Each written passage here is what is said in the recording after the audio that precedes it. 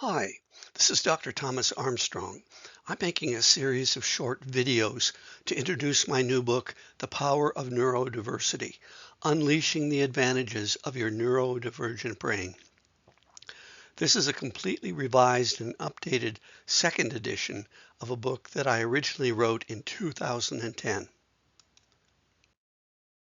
subject of today's video is 7 positive role models with dyslexia.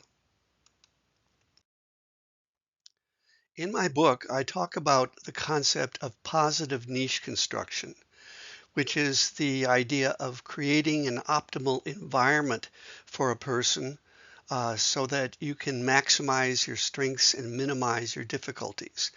This is what happens in the environment. I took this concept from evolutionary biology because birds do it when they build nests, bees when they build hives, spiders when they build webs, ants when they build ant hills. They're all constructing environments that allow them to do what they do best. And that's what I'm suggesting we do for people who are neurodivergent.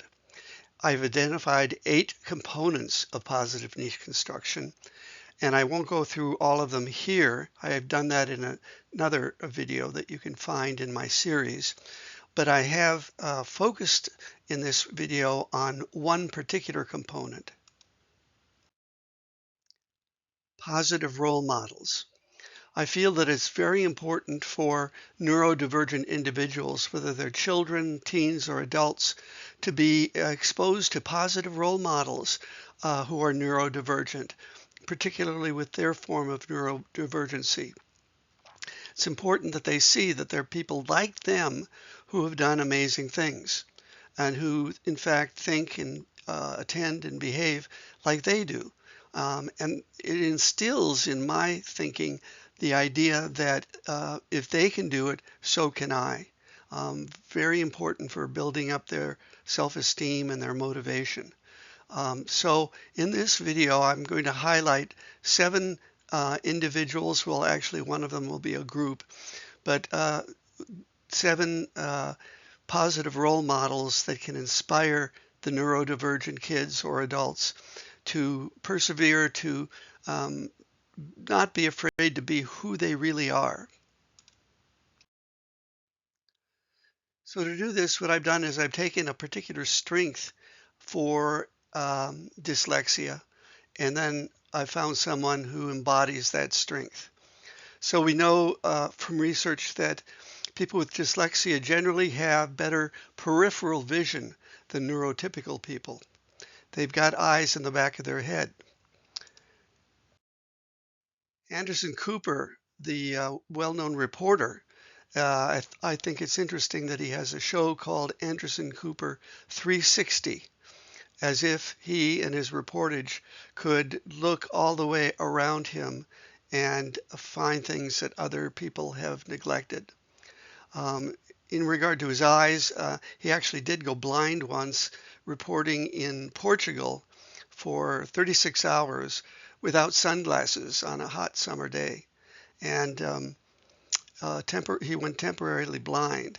Now, I don't know for certain that he has peripheral vision, but I'd like to think that Anderson 360 describes his vision, his ability to look around him and behind him. Another gift is three-dimensional or 3D visual spatial intelligence. And someone who has that is the dyslexic Carol Greider. Carol Greider is a dyslexic geneticist who won the Nobel Prize in 2009 for her work with chromosomes, in particular with telomeres, which are the aglets or the ends of chromosomes that divide and several times over the course of life. And when they finish dividing, the cell dies. And so she's been working with telomerase, which is a hormone that will keep that length from getting shorter. And her work proposes to have implications in the areas of longevity. And her ability to think in 3 dimensions the ability to envision the double helix model of DNA, for example, and to think in terms of compounds that interact in three-dimensional space really is what one of the things certainly that helped her in her research, even though she has difficulty reading words. Another gift of dyslexia is global perception. The ability not to get bogged down in one thing, but rather to see everything at the same time. And I'm electing Tom Cruise for this ability, particularly with regard to what he does during his acting career. Tom Cruise is one of the very few great actors, well-known big star actors, who does his own stunts. You know, except for just a very few fairly dangerous stunts, he does his own jumping out of airplanes and skydiving and hanging off of a window on the Burj Khalifa, the tallest building in the world in the United Arab Emirates. And I think it takes global perception to be able to do this in a safe way. A related gift is big picture thinking, and Richard Branson seems to have that. He said, in fact, that his dyslexia has allowed him to see the big picture in things, to see the big business plan, to take on projects like this one, creating a supersonic jet, and his space mission, and many of these other projects that involve having a big vision. He says, you know, he doesn't like to get bogged down in the details. He'll get other people to help him for that, but that his big picture thinking is what really helps him succeed. Many people with dyslexia have an ability to draw or an interest in drawing. The neurologist, the Harvard neurologist, Norman Geschwind, said that he could often tell in a family of dyslexics if he saw a 3-year-old who showed an interest in drawing or modeling or building with blocks, that they would probably be dyslexic too, because this artistic bent, this facility in drawing seems to be a gift associated with dyslexia. And I think Dav Pilkey would represent that very well. For those of you who don't know, Dav Pilkey is a cartoonist, and he is the author and illustrator of the well-known book series Captain Underpants.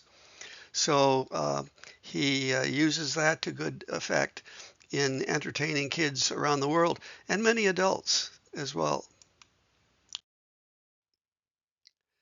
Dyslexics can be really good pattern seekers in terms of not words, but symbols.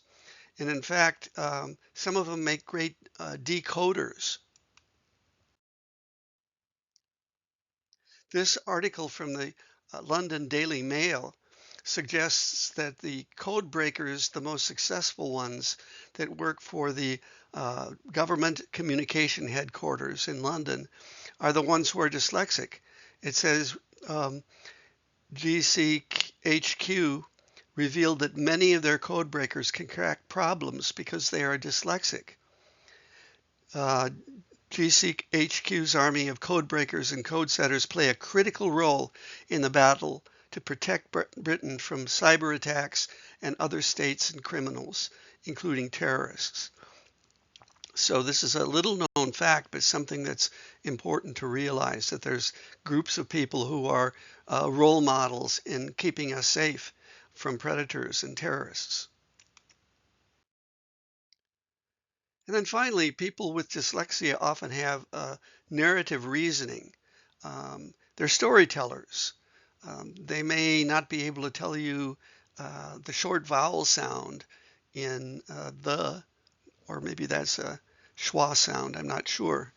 I never did very well in phonics myself. But they tell good stories. And someone who belongs in that area is the dyslexic Steven Spielberg.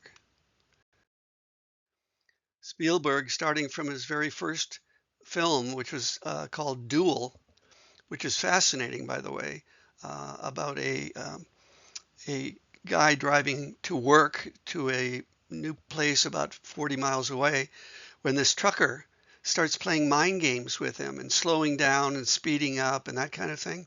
The whole movie is like that.